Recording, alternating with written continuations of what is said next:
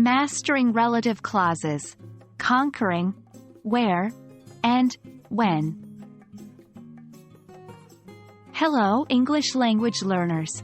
Today we're going to tackle a topic that is often a source of confusion for many: relative clauses with where and when. By the end of this video, you'll understand common mistakes made with these types of clauses and, more importantly, how to avoid them. Let's dive in. Let's start with a brief refresher.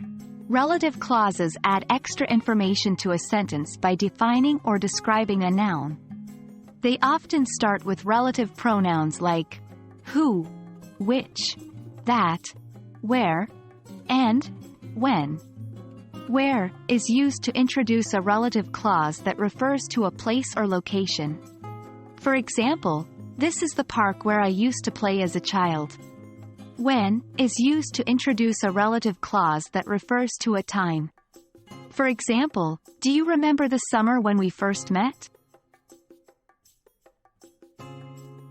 Many learners sometimes misuse where and when. Mistake 1. Using where for people and when for places.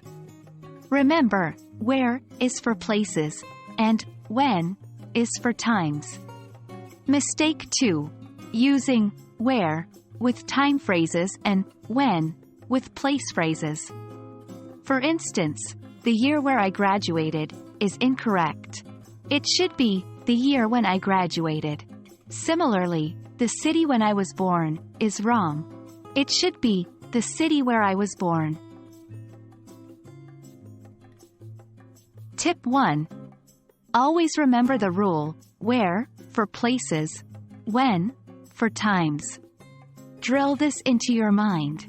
Tip 2. Practice. Write out sentences using where and when in relative clauses. Then, self-check or get them corrected. Tip 3. Read and listen to English as much as possible. The more exposure you have to correctly used where and when in relative clauses, the less likely you are to make mistakes.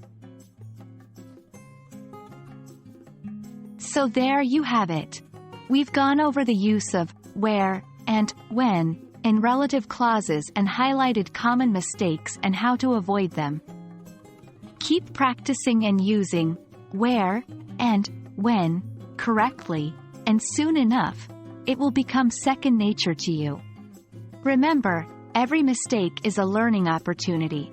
I hope this video has been helpful and look forward to seeing you in our next lesson.